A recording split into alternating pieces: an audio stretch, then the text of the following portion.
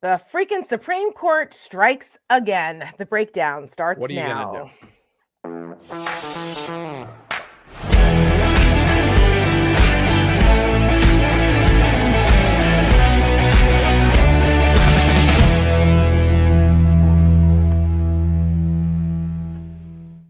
Good evening and welcome to the breakdown. I'm Tara Setmayer. This is the Rick Wilson, and we have a Supreme Court ruling decision. They're gonna take up the freaking Trump immunity case. I mean, just when you thought that it couldn't get any worse this year concerning Trump and the Supreme Court and the 91 counts. Now, here comes swoops in the Supreme Court, and they said they're going to take up the case. We're going to talk about that a little bit more in detail in a couple of minutes, but we've got a lot of stuff going on. It's been a busy week as usual. By Thursday, there's usually a million things that have gone on, and it feels like it's been a month and a half since the last time we had a show. Listen, Rick. this is the longest week I think I've lived through in a long number of long weeks. And you've been on the road, so across country, back and forth. You've been nonstop. So I'll give a little extra energy to make up for it for you tonight, Rick, because I know you're tired. I hosted 3 hours. By yeah, a gallon of Diet Coke. Well, there you go. Well, that's not any different than Not the quite other a day, gallon, though. but That's every day for you. I was up early. I'm not a morning person. I'm a night person, but I was up early today because I guest hosted this Michael Smercona show on Sirius XM POTUS for 3 hours this morning, which was fun though. I always have a blast over there. It's a great show. It's a fun show. Such a fun show. And he has a really, really smart audience. So yeah, it's fun interacting with the callers and stuff. And I had great they are very up on the news. Yes, they're high information voters. They are not low information voters, and that makes for a better discussion. So that was cool. But all the news that broke just yesterday between we brought up the SCOTUS case. We'll talk about that more in a minute. You had the news about McConnell stepping down. We've got this Alabama IVF case that came down this week. We've got the Hunter Biden testimony. He finally testified behind closed doors yesterday. And just before we went on air tonight, the committee released the transcript, which has been quite interesting. We've got Super Tuesday coming up next week. I mean, there's a lot. There's a lot. And it hardly bears mentioning that Donald Trump still underperformed again with another case of electile dysfunction in Michigan this week. Yes. Oh, that was this week. It felt like a month and a half ago. That was this week. That was 2 days ago. Oh, yeah, there was that. There was some kind of primary in some state that I guess is kind of important. I mean, Biden had a physical this week. He's fit as a fiddle, which I'm glad to hear. I mean, it's been a lot. And not only that, it was just a few days ago that freaking CPAC was going on. And Trump was on one the whole weekend. I mean, it was a disaster. So, of course, we've got to run the recap. Here it was last weekend in 101 seconds. Good grief. Hi, what's up? They're destroying our country, and I just wish we could do it quicker. I'd much rather see Biden as president. And I agree with him. I can't see too many people out there. I can only see the black ones. I can't see any white ones. Sidney Poitier, I thought he was very handsome, right? I'm being indicted for you, the black population. Lawyers are my best friend. You see, black people walking around with my mugshot. You know that mugshot is number one. Elvis Presley's number two. I'm a very proud Christian, actually. We're going to protect pro-God context and content. Zion, Zionining, Dodong, Dadang, the voices of famed evangelical people and evangelists. He rambled. He's cognitively impaired. 3 years later, how about that? I talked to Putin a lot. I'm not sure he looked great in a bathing suit. I think women like me. In Beverly Hills, you pay a fortune in taxes. They say you can only brush your teeth once a day. I don't think it could ever be wokenized. Going to end the so-called Department of Education. We might have one desk, one person, just to make sure everyone's speaking English. They have languages that nobody in this country has ever heard of. Nobody can ramble like this. God is here and God is watching. And God probably can't believe what he's seeing. They rigged the presidential election, and we're not going to allow them to rig the presidential election of 2024. Never get tired of that guy. The president mentioned in his speech the 2020 elections. Newsmax as a network believes the results were legal and final. Greta's coming up next. Stick around.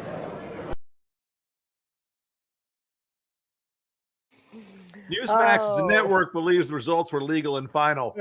I wonder. Well, I don't wonder. No, Never mind. perhaps they don't want to get sued like Fox News, and I don't think they Could have have happened. I 786 mean, right, you know, $787 million. I mean, you got Fox is still on the chopping block for Smartmatic. Yes, That's coming up. yes, And which is and these actually a people at bigger these- company than Dominion. I did not know that until oh yes, recently. they're a much bigger company. Huge. And frankly, the harm to Smartmatic was real economic harm. Yes, Dominion was basically a startup.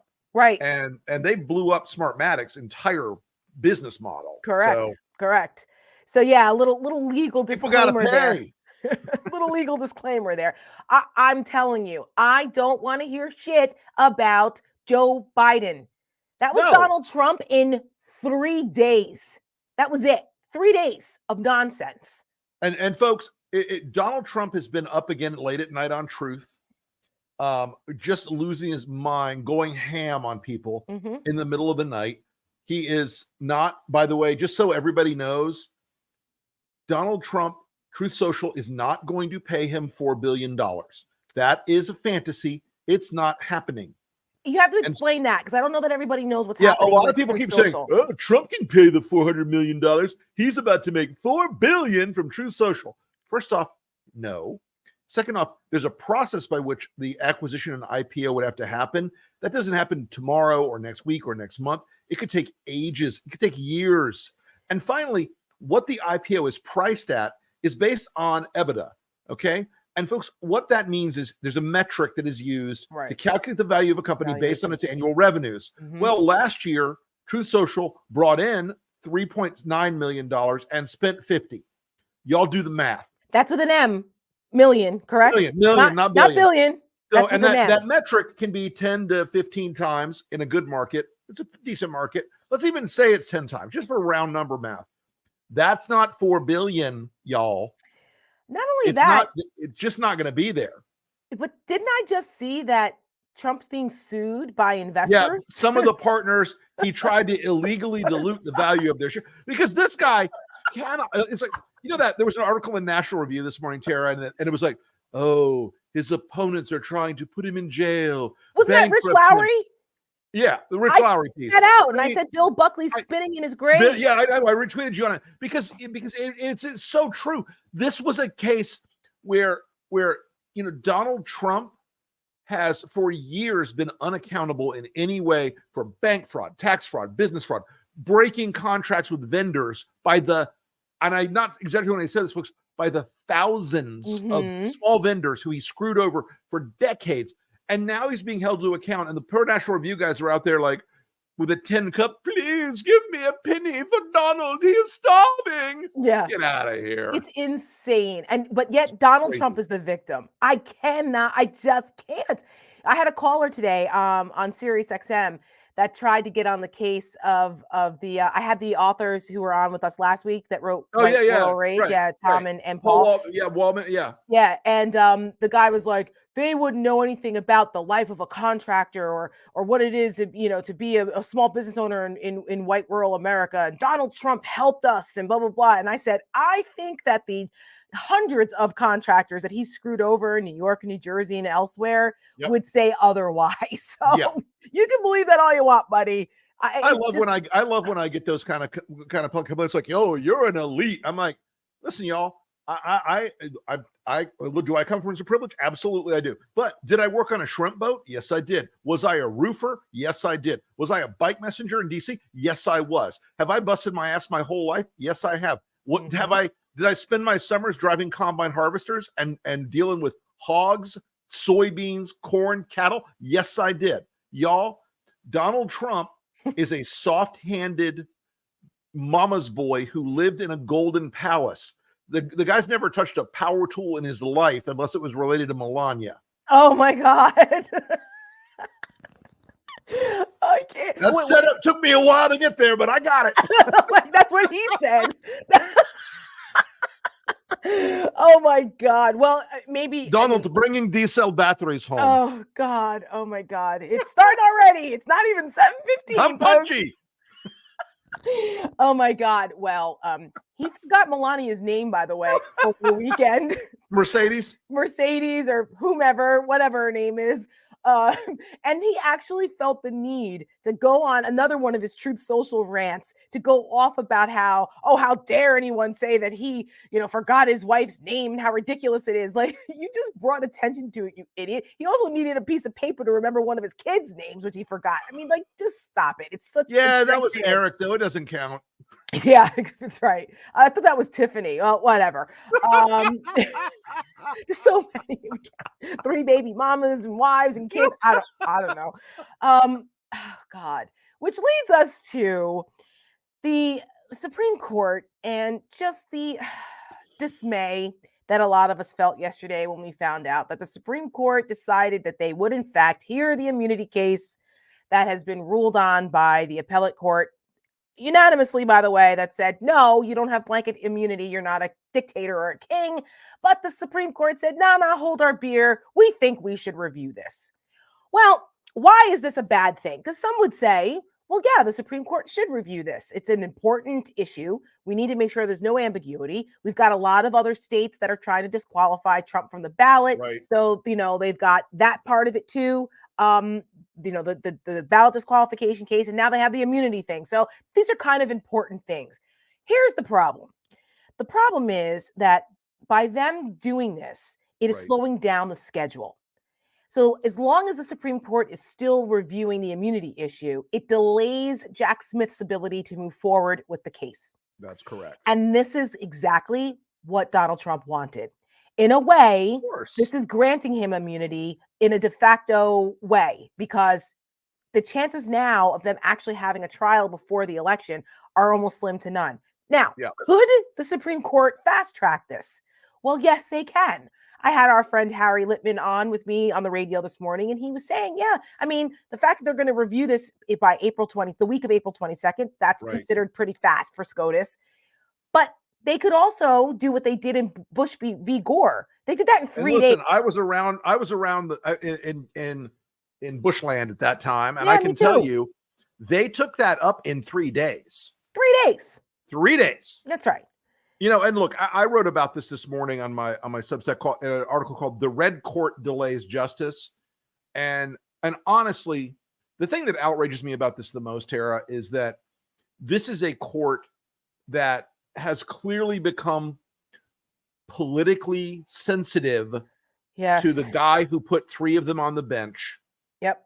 And those 3 folks on the bench and Alito and Thomas comprise an enormously powerful block now. And John Roberts, who is not as much of in that camp, although he was appointed by W, he is in a position where I think very troublingly, he's willing to let Thomas stay on this case, even though his wife has a direct impact and role in this case. It's outrageous. And they gave Trump these 2 gifts, right? Yep. They gave him the gift of time, and they gave him the gift of comfort. The gift of comfort is he's got more days in the clock to go out there and lie about this and bring more pressure on this and bring more pressure on the justices. Every single day that passes, they're going to ratchet up more and more and more and more and more. And like you said, the court leaves in their last day of term, I think the 22nd of June. Yes. And guess what, folks? They're out until October. At that point, without an emergency hearing at some point, Merrick Garland will pick up the phone and go, Jack, listen, you did a good job. I know you tried hard. But he's the nominee of the Republican Party now. And this is excessively political because It took too long. Sorry, maybe next time. And I just want to say this to our liberal and progressive friends. How y'all like Merrick Garland now? Because I used to get a lot of lectures about how unfair it was Merrick Garland didn't get on court. And maybe that was unfair at the time, but this guy is a slow-rolling guy who does not understand that he's not going to be respected by upholding the institutional pace of this. Right. Now's not the time to be an institutionalist. He is going to be seen as the guy that gave Trump the running room to get out of every bit of his legal jeopardy by ending the case. And if he does end the case, I think America is going to be outraged. And they should be, because the American people are being deprived of the facts here and of the system adjudicating Donald Trump's misdeeds. We've seen the polling that shows that for Republicans, there's a large swath of them that said that they wouldn't be comfortable voting for Trump if he was convicted. So for God's sakes, don't you think it's of national import that it's a bit of an emergency here to make sure that the American people have the opportunity to find out whether their next president is a crook or not? According to the law, we know he's a crook. But this way, the system, you want people to have faith in the system, but yet you're slow walking this as if this isn't a 5-alarm fire for our democracy here. It is. And anyone who thinks that this isn't one of those issues where the court has an immediate and pendent need to look at the law and the constitutional implications of this is either a MAGA or a fool. Correct. And I also want to remind people, since you brought up Clarence Thomas, the fact that Clarence Thomas is not recusing himself is another example of where institutionalism and the guardrails of the gentlemanly, respect for one another and ethics is out the freaking window now. You cannot rely on this anymore, unfortunately. And we put out last year something called Compromised, and it still applies, freaking Clarence Thomas. Sure does. Justice Clarence Thomas is compromised. On January 19th, 2022, Thomas was the only Supreme Court justice willing to help Trump and his allies hide from justice over the January 6th insurrection. Thomas did not hide that he was willing to grant Trump's request for secrecy, but it wasn't just to protect Trump and his conspirators. It was to protect his wife, Ginni Thomas. A radical right-wing activist, Ginni Thomas has openly applauded rebellion in the past. I think people are rebelling and there's a big tidal wave coming. I think the Democrats are pretty worried about what's coming. And the lead up to January 6th was no different. Ginni Thomas used her direct line to Trump's White House to push for the overturning of a free and fair election, even attending the rally that would ultimately end in an attack on the U.S. Capitol. None of this would be known if Justice Thomas had gotten his way. The January 6th Commission can't do their job if one of the most powerful men in the country is using his seat to protect his best friend. Clarence Thomas must recuse himself because he took an oath to protect the Constitution, not his wife.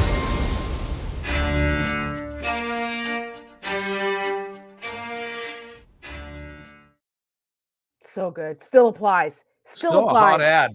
Yeah, so good. But we're stuck with him because the Supreme Court polices itself. There has been no ethics reform, and the Chief Justice can't force him to recuse himself because people assumed that the Supreme Court justices had integrity and that they would know better. But once again, the court was always going to be the smallest branch.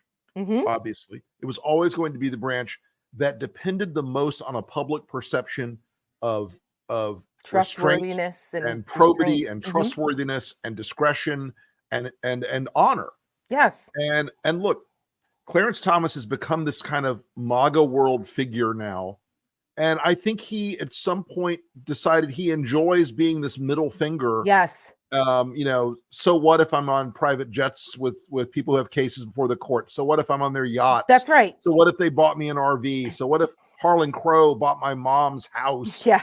So what if they all these forgave things- my loans? And so what if right? Because if anyone has time to listen to the podcast that was done by it, Michelle, I know you're gonna Google it for me. I forgot the name of it. We listened to it on our drive to Florida last year. The 7-part series, Slow Burn. Thank you. Slow burn. It really put Clarence Thomas in context for me.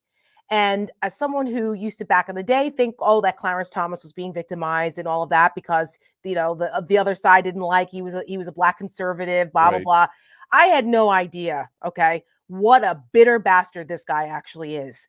And all of this, he has been waiting 30 freaking years to finally give the middle finger to all of those people and do whatever the hell he wants. And that's what's happening right now because he knows that there's no recourse. There's no recourse. Right. I heard There's Dan no- Goldman, the congressman Dan Goldman, the other night was talking about, possibly impeachment proceedings for Clarence Thomas if Democrats take over the House and the Senate. And I was like, I don't think we should go that far. I mean, I worry about politicizing that too much, but I think they do need to take up some type of ethics reform or term limits for Supreme Court justices, something, because this is only going to get worse.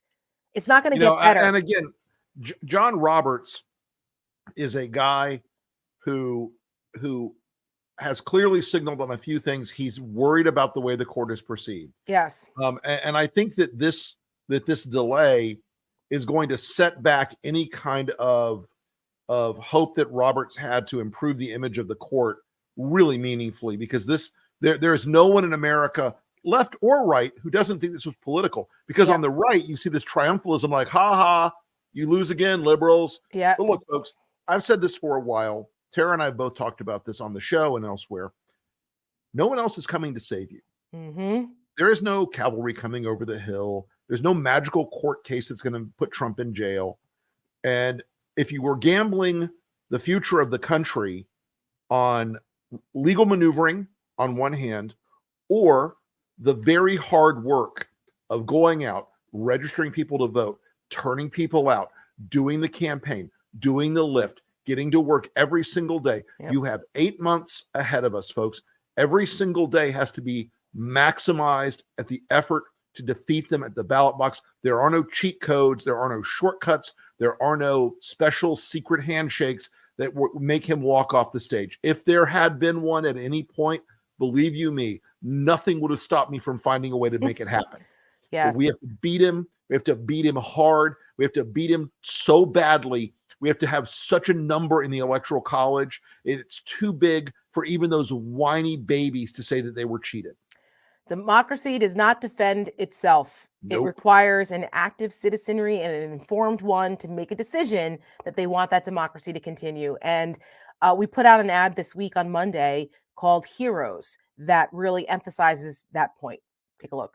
Freedom and the dignity of the individual have been more available and assured here than in any other place on earth. When freedom is in danger, Americans always rise to the challenge. Doing the hard thing, the right thing, which are often the same thing. 8 generations of Americans have fought for the freedoms we have today. History called, they answered. The price for this freedom at times has been high, but we have never been unwilling to pay that price. In 2024, the fight for freedom is different. It isn't in a foreign land on some distant battlefield. This year, it's at the ballot box. And this time, the hero is you. We don't take an oath to a king or a queen or to a tyrant or a dictator. And we don't take an oath to a wannabe dictator.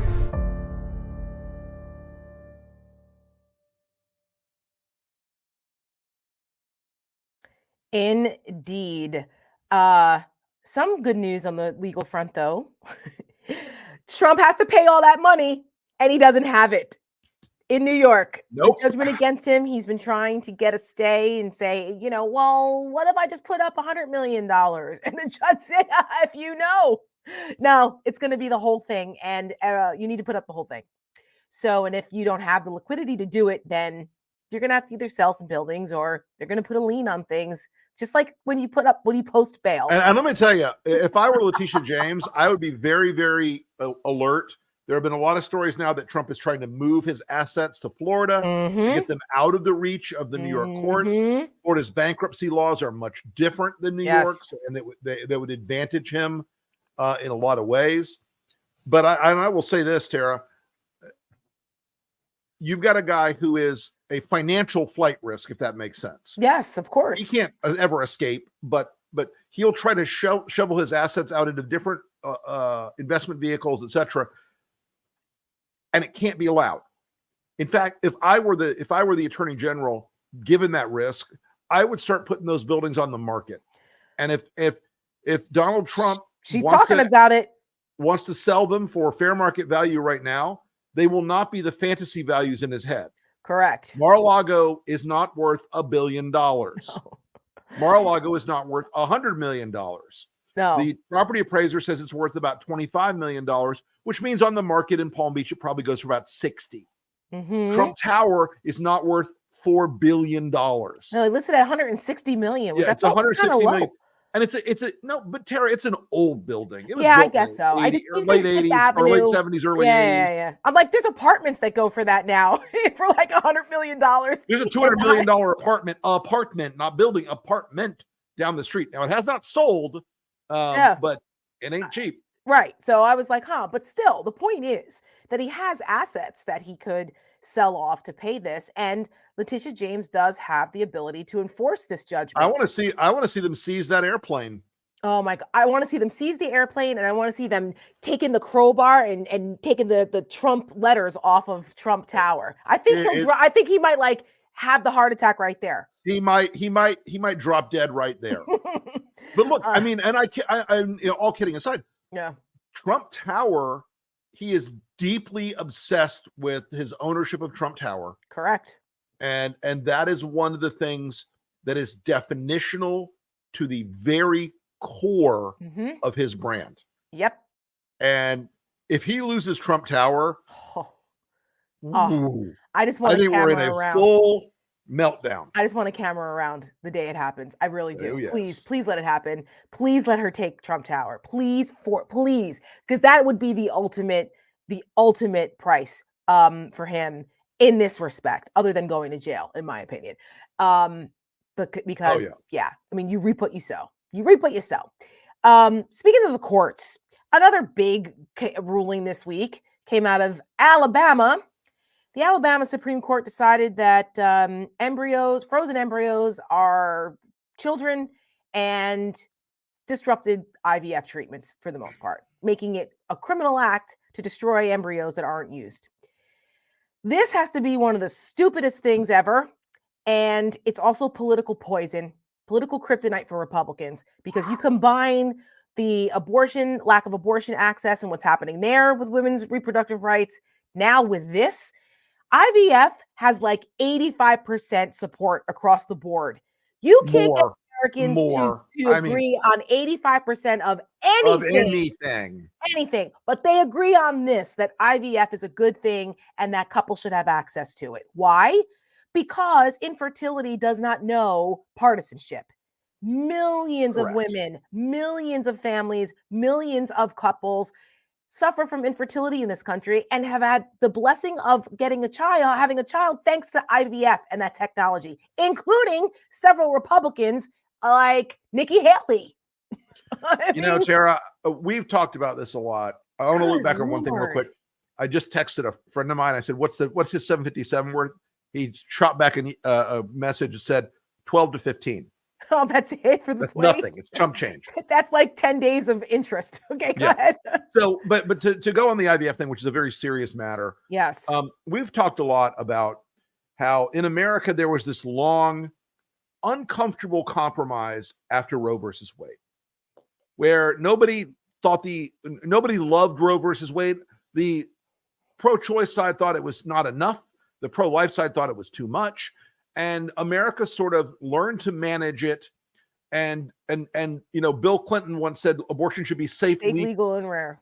And George H.W. Bush said, I'm pro-life, but I will protect women in cases of rape, incest, and the life of the mother.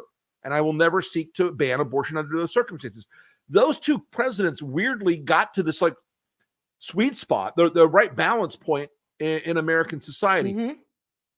And the side that overshot here with Dobbs, the Republicans told Democrats what they were going to do for 40 years. Yep. They did it. And the shock of it surprised more than anyone the Republicans. Yes, And the dog caught the proverbial car. correct. This bumper tastes good. I'm going to let the car drag me down the road for a while. Yeah.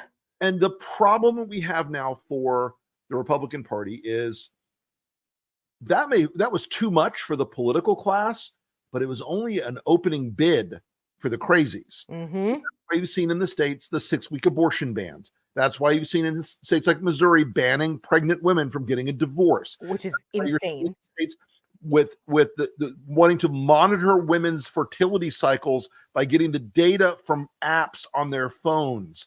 Make sure those hussies aren't out there having abortions. All of that was terrible.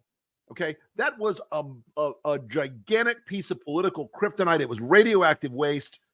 And now the IVF decision and the fact that the United States Senate this week, in their infinite stupidity, blocked a bill to protect the rights of women to receive IVF and fertility treatments. And it was a woman who did it. It was the stupid senator from Mississippi. Nemo Smith down there. Oh, Okay, God, the one that thought that there should be public lynchings or right. whatever. She is not the brightest person in the room and is one of the most vicious. So you've got this procedure that is given couples a shot at children and family that they would not have had otherwise. Mm-hmm. And the cruelty and the madness and the viciousness of these people to deny it puts the lie to the pro-life argument at a fundamental level. Right. These people are not pro-life. They can't They have are it both anti-family. ways. Right. They can't have it both ways. They don't want you to have an abortion because they want to protect life, but then they want to stop people from a procedure that helps produce life. Which is it, you freaking idiots? Make a decision, because you know what? It's actually not about that. It's not about the science. It's not about what's in the best interest of women or families. It's about controlling. It's about controlling women. It's about sending women back 100 years to the Puritan days where the women knew their place.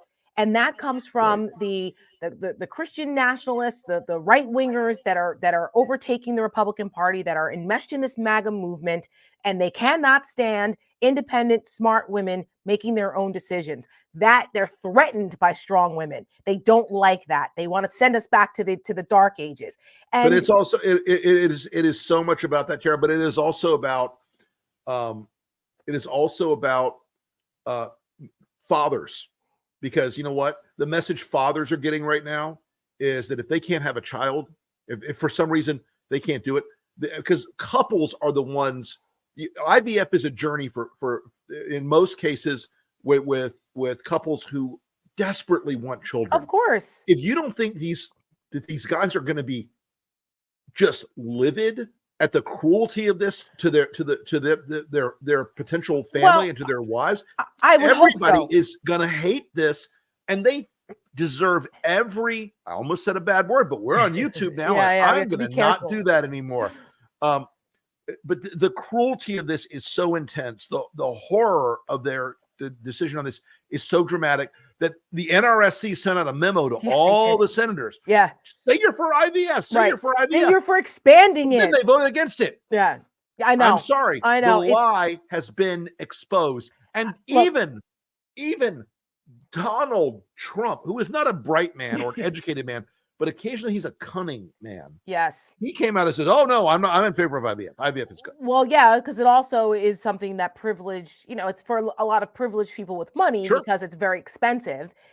Even though a lot of states now are starting to legislate insurance coverage for it, but still it's not mandatory in a lot of places. But some states it you can provide for it, which is good because infertility is such a problem.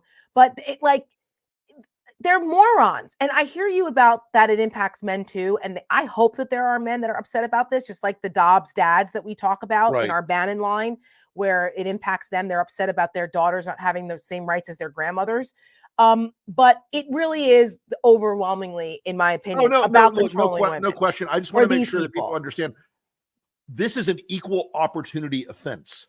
Yes. This is so unbelievably horrifying. And look, I know they don't want science in the world. I know they don't believe in it. I know they don't like it. I know they don't like doctors and medicine and experts and all that other stuff. God forbid. There are millions of Americans alive today. There are millions of children in this 8 million. world alive today. 8 million, is it? Mm-hmm. Right, give or take. Yes. Because no matter what else that those families tried didn't work, and IVF did. So many, I think there are a lot of us who have friends or family members who have successfully gone through IVF. One of my Sure. best friends, they have their kids because of IVF. You know, I mean, it's like it touches a lot of families. So this is pretty stupid. Yeah. And not only that, when you have people like Senator Tommy Tuberville who talk about stupid, what a jackass this guy is. He doesn't even know what IVF is. When he was asked about this, is his home state. He's the senator from Alabama. This was his response. Do you have a reaction to the Alabama Supreme Court ruling on the fact that embryos are children? Yeah, I was all for it. You know, you just got to look at everything going on in the country. It's just attack on families, attack on kids. You know, anything that we can do for the future of our young people, because they're our number one commodity. We need to have more kids. We need to have an opportunity to do that. And I thought this was the right thing to do. But IVF is used to have more children, and right now IVF services are paused at some of the clinics in Alabama. Aren't you concerned that this could impact people who are trying to have kids? Well, that's for another conversation. I think the big thing is right now you go back to the situation and try to work it out to where it's best for everybody. I mean, that's what the whole abortion issue is about. So but this really isn't about abortion. It's about IVF and the concern that now families might not have access to it. But it's about the same direction. But I agree. But people need to have access. People need to have. We need more kids. We need the people to have the opportunity to have kids. You know, I'd have to look at the entire bill and how it's written. I have not seen it. Supreme Court decision. Well, I know that, but I'd have to look. I haven't looked at it. But this is state issue. Women aren't going to be able to have IVF treatments already in some places. Yeah, that's unfortunate. What do you say to them? Unfortunate. Unfortunate. Alienate swing voters in the general election? I don't know. It might some, but you know, you don't hear a lot of talk about it. I mean, you don't. That's not a big conversation. Well, it's a conversation now, and IVF is not a Democrat or Republican issue. Families across the board use it. What is your message to the Supreme Court if this does in fact stop families from being able to use IVF? Well, we don't need that. Alabama, please do better. Do better. Well, here's the other problem for Alabama. Tommy Tuberville does not have a home, apartment, or property in Alabama. Right, he lives is in a Florida resident. He lives in Florida. Which should tell you a lot. Well, like I said, as a Florida Alabama, they're the good and decent people of Alabama. You guys, come on, get it together. You can't have jackasses like this representing you. Because you Look, get, I mean, this is embarrassing. Does Tommy Tuberville know where babies come from? I don't think he does. Apparently not. In my family, the stork brought it down the chimney. I think maybe this type of idiocy and this type of just unserious legislating is probably why Mitch McConnell is just like, you know what? I'm done. Mitch McConnell this week said, I'm out. I'm stepping down from leadership. I'm going to serve out my term. No, he's not, folks. Okay. No, but he's saying that now. He's out the day after election day. Yes. And you know, he's 82 years old. We've seen that he's had some health issues. So I'm sure that contributed to it. But the idea that he's going to continue as leader of the Republicans in the Senate, when you've got idiots like Tuberville and others, these are who people are electing. His time is over. His time is past. Now, Mitch McConnell will have a checkered legacy. He is the longest serving leader in the Senate. If you're on the Republican side, you think he was fantastic. He pushed through 3 Supreme Court justices. He denied Barack Obama a Supreme Court justice. He pushed through a hell of a lot of federal court lifetime appointments on the federal court under Trump. Yeah. There is really no better Senate tactician in recent political times than Mitch McConnell. That's just purely from a political side, however you feel about the policies. But And Mitch McConnell was able to keep that caucus together. I mean, he ruled with an iron fist. He was respected until he started to buck Trump. And then you have the Josh Hawleys and the Ted Cruzes and the Tubervilles and these idiots. They are now gaining more power and they're more vocal, and they don't respect McConnell anymore. And because he's not sufficiently MAGA. He was never really a MAGA guy. It was a pure political calculation for him to go along with Donald Trump. And earlier this week on MSNBC, we heard that there was reports that there were negotiations behind the scenes for McConnell to possibly endorse Donald Trump. And I said to myself, what? And I went on MSNBC and said that Mitch McConnell is a freaking coward. If he actually goes through with endorsing Donald Trump after everything that not only has Trump personally done to Mitch McConnell and the insults to his wife and the ethnic slurs and calling McConnell names, McConnell knows what Trump did on January 6th. He said so on the Senate floor in the speech of his lifetime, and then turned around 2 weeks later and acquitted Donald Trump in the impeachment hearing.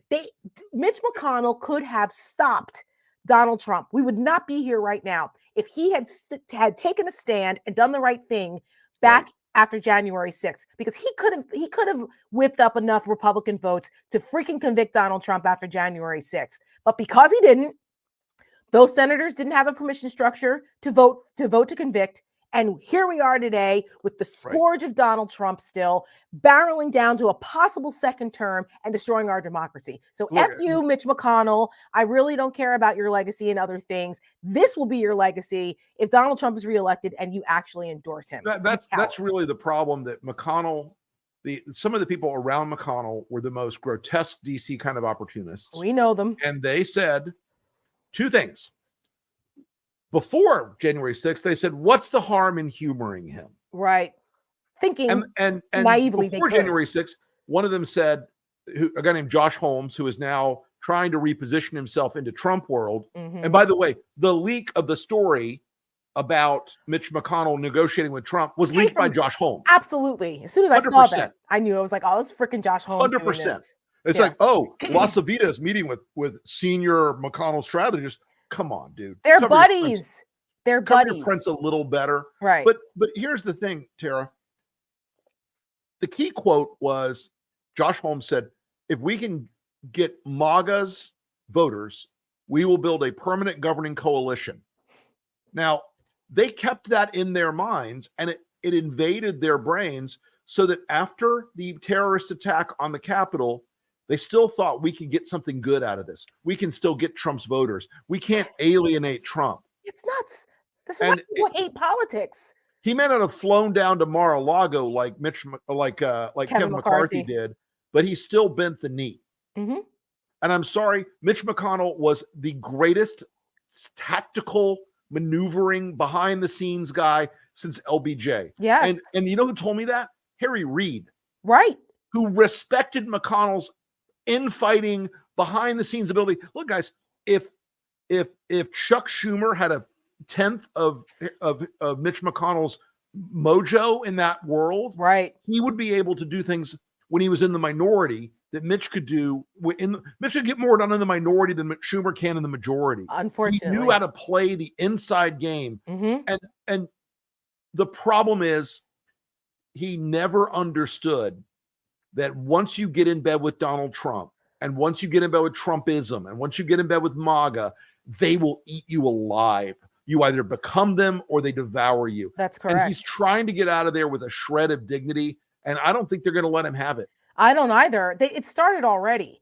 I mean, the sharks smell blood in the water.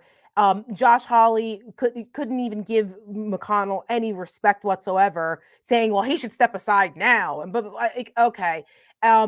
We've got this race now for who's going to replace him. No one's replacing him before the end of the year unless something health-wise happens to McConnell. Right. But you've got the three Johns. You've got John Barrasso, John Thune, and John Cornyn, who are Thune's too much of a normie. Yeah. Cornyn is impure in their eyes. It's going to be Barrasso. So Trump wants Steve Daines. He was putting that word out today. But here's the thing. Daines is not a leader. No. He's a kind of a weak figure, but he sucks up to Trump. But so does Barrasso, and I think that Barrasso has made an effort, and Barrasso's got it. Yeah, I think Barrasso has the inside track in the Senate right now. Because the other outside, you can't do like a Mike Johnson situation for Senate leader. Like you can't throw in someone that doesn't understand the Byzantine rules and the political brinkmanship to run the Senate. It's a whole different skill set than it is over in the House. So I don't think Steve Daines has it. I don't know that the other senators would vote for him because I don't think. Here's the other two outside plays. There is some muttering I picked up today about Mike Lee, who's now saying possible. I would consider doing it so we could have a MAGA Senate. Blah blah blah. I mean, there's a guy with the charisma of a doorknob, of a tossed out mannequin in a dump somewhere. Just a creepy, weird bro. He is. The other person who wants it, I don't think he could get it because I don't know if we've got if we accept aliens of his particular planetary species as leaders is Rick Scott. Rick Scott, yeah. He wants it so badly, but he really screwed it up as NRSC chair. Yeah, a couple he can years forget ago. it. They're not gonna. He's not likable. He screwed things up, and I don't see him. Who's listening to him? He can't govern a coalition. No. So I mean, he can try and put his name in. I mean, but here's the thing: Rick Scott has so much money. Well, that's true. That he has influenced a lot of people with that over a lot of different things. But my goodness, and how he got that money is and Rick Scott, by the way, as a great commenter pointed out a minute ago, Rick Scott, who is a epic thief of Medicare money in his personal career, wants to eliminate Medicare, Medicaid, and Social Security. So if he wants to make a big show about running, I welcome it. Yes. Please do. Bring it on. Bring it on. And I have to say about John Thune, I was disappointed to see that he endorsed Trump last weekend because, like you said, he really wasn't a MAGA guy. He's a pragmatist, and he's a decent senator. He's been around a while. I actually like John Thune. I thought he was a nice guy. I mean, obviously, the era of Trump has kind of made them all a bunch of wusses. But when I saw that, I was like, what? But now it makes sense because he was trying to position himself knowing that McConnell was getting ready to step down. And they've all been in leadership. So Barrasso, Thune, Cornyn, so they understand how things work. We'll see, but the knives are out. The knives are out, and we'll this see. This is not gonna be a smooth descent for anybody. No, it's not. And I'll be curious. I mean, there's really no reason at this point for McConnell to actually go through with endorsing Trump. There's no reason. He's stepping down, but here's the thing. He will though. He will anyway. I know. He will. It's almost like these people love to cut off their lines of retreat back to a position of dignity and sanity. They can't help it. Cognitive dissonance is a hell of a drug. I wish I could fit that on a cap because that's somebody mentioned Grassley. He's tan, rested, and only 1,000 years old. He's a fossil, that Grassley. Oh my God. One of my really good friends when I worked in Capitol Hill worked for Grassley. He's from Iowa. And oh my God, the stories they used to tell us about Grassley are hysterical. He's something else. I have no doubt. He's something else. Anyway, talking about something else, because we have to talk about this, is this nonsense on the Hill. We talked about the Senate. Let's go back over to the House side.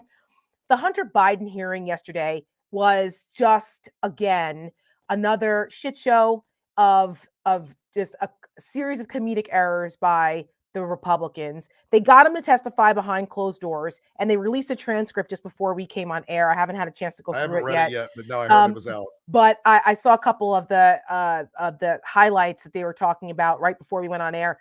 And basically, I'm glad to hear this. Hunter came in swinging because he actually has the facts on his side, and Republicans do not.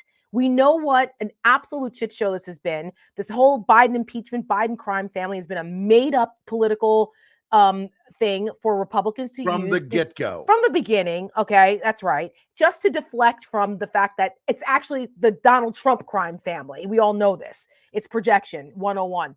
But not only did Hunter Biden just school them all and say, like, dare them, show me the evidence that my father was involved in any of my businesses. He was not. We know what happened in the last 2 weeks. That the big witness was arrested by the FBI getting Russian intelligence false Russian intelligence. The guy was a freaking double agent. It blows me away that the center of their investigation, the guy they were pitching as solid gold, totally reliable for 2 years. Yes. And Made by it the all up. way, He's a they Russian knew. op. A Russian They knew op. about this a long time ago. Mhm. And you know, Comer, who reminds me of the great piece of classical Restoration era English poetry, some folk will never lose a toe, but then again, some folk will. He's Cletus the slack-jawed yokel. And by that, I mean The Simpsons. Comer, how does that guy not drown in his own drool? How does he actually function to put clothes? Did they like lay them out like garanimals for him in the morning? Because he's clearly one of the stupidest human beings to ever hold elected office. And that's a high bar. Correct. And he just makes himself look dumber and dumber every time he opens his mouth trying to defend this. And I have to say, I want to give credit to Boris Sanchez and Ryan Nobles.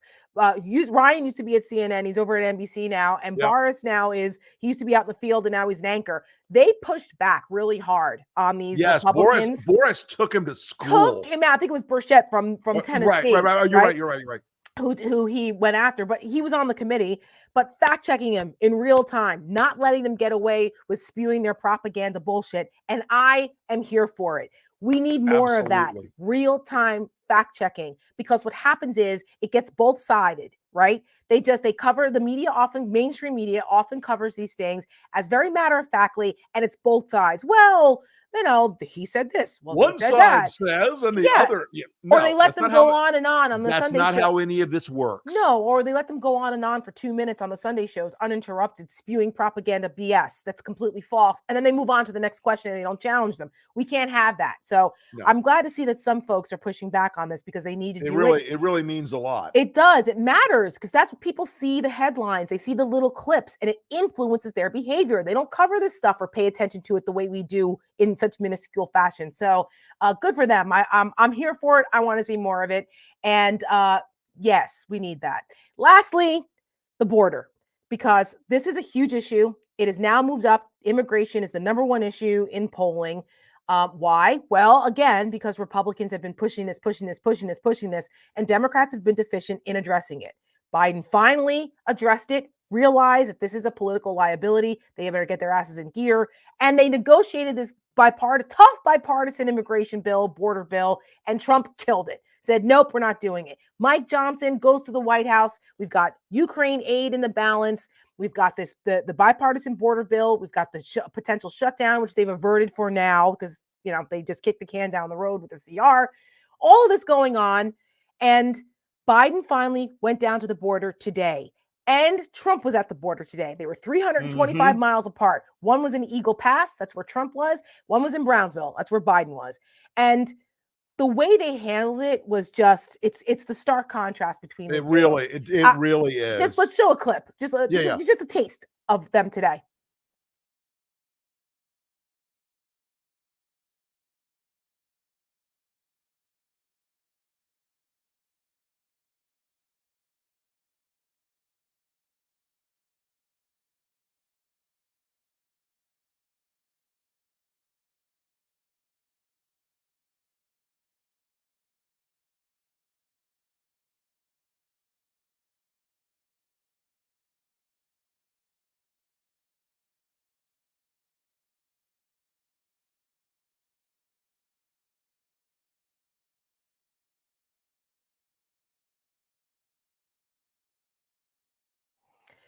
There was more to that. That's Biden being a president. He's presidenting. That's what presidents do. As presidents are expected to do. Exactly. Yes. He's actually like making sure that the needs are met, making sure federal money when there's a disaster. Right now, there's a raging wildfire going on down in Texas that's actually threatening a nuclear facility down there, which is a whole nother thing. It's called Pantex. I've been there. It's terrifying. I hope it doesn't get near Oh my God. I had no idea, by the way. Bad things are there. Yeah, bad things are made there and bad things are taken apart there, yes. Apparently. I've been, there's a thing at Pantex when you go in to see these chambers where the weapons are disassembled and reassembled. Yeah. And it's got this conical shape above your head and it's full of like 300 tons of gravel. It's called a gravel girdie. Oh my And God. if there's an excursion in the room and the nuke something breaks on it, or there's a burst of radiation, Yeah. the Gertie drops 200 tons of gravel and lead and boron onto everyone in that room, and you die. Wow.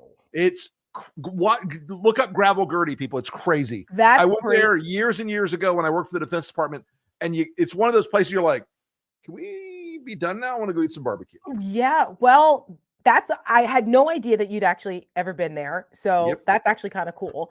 So you've been to a nuclear weapons assembly facility. I've been to Supermax. So two random places that no one should ever step foot in. So there you go. The random facts of the day.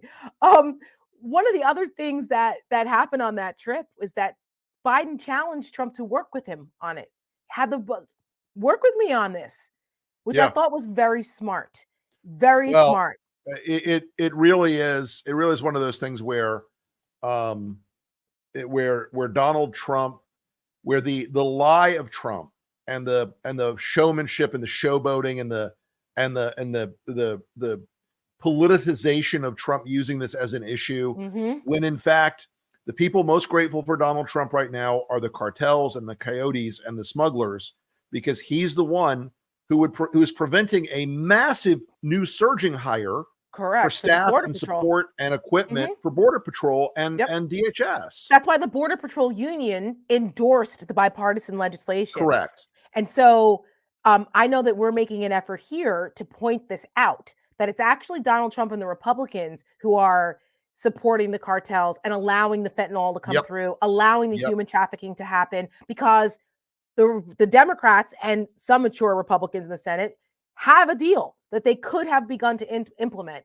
And there's, I suspect that next week, which is the State of the Union, which is 1 week from tonight, there will be some executive orders announced, I think, coming out of the Biden White House to address this, because this has been an area of weakness for them. Rumors abound on that matter. Yes, and what they need to do, they recognize it's a political problem and they need to do it. I don't like the idea of executive orders, but I understand it. So, and by the way, at this point, let's adopt the sort of tech world model of move fast and break things. We don't have a lot of time to solve a lot of problems. That's right. That's absolutely correct. So next week, State of the Union, it is on Thursday. We will do a pre-State of the Union show, our regular time at 7 o'clock. It works out. But we're also going to come back and we're going to give our hot takes on the State of the Union after it's over. So I'm not going to bother with the response. Nobody cares. It's always a mess. No. So we're I don't care. As soon as Biden is done, a couple minutes after that, we're going to come on the air and give our hot takes. So make sure you come back and join us post State of the Union next Thursday. They keep talking about Trump giving the response. Oh, God. I think he's too cowardly. And even if he did, who cares? It's just a recycled speech of what the same shit he says all week long. Bibbidi, bing bong boom bam, whatever his little dance Flip, he flop, does flop, is. whatever the hell he does. Okay. I mean, we cannot. And then on Tuesday, it's Super Tuesday next week already. I can't believe it's freaking March already. Wow. It's just flying by. The special show, The Countdown, will be on Tuesday at 9 p.m. I think that's you, Reed, and Simon Rosenberg, right? Are going to be on that. All right. Well, I'm letting you know, Rick. It's you, Reed, and Simon Rosenberg. All I know is I'm going to be in New York on Wednesday night. I've got a show that Molly Jong-Fast started doing Wednesday night in New York. We sold out City Winery. Nice. We're going to miss each other because I'm in New York on Monday and Tuesday to do special coverage. Let's have dinner like Tuesday night or something. Well, I'm doing coverage. We can't do it Tuesday night. I'm doing coverage for NBC now. So that's why I'm in New York. And I'm leaving Wednesday morning. Maybe I can see you. We'll have breakfast or coffee or something before I go. We'll try it.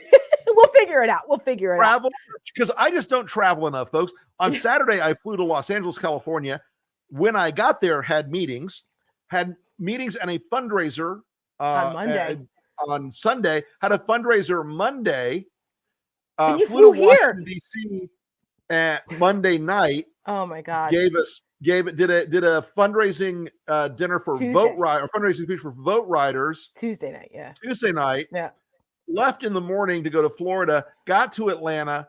Plane broke down. Another plane. Finally got home. I'm tired. I'm crispy. You're tired. I've had enough fun for one day. One red eye a week is quite enough. Yeah, that's too much in my opinion. I'm not a fan of red eyes, but you do what you got to do when you're out here fighting for freedom and having fun. So on that note, Rick Wilson, go get some much needed rest. Folks, thank you for joining us. I'm out. We will see you guys next week. Thanks, everybody. Thank you, guys. Like and share. Do the things.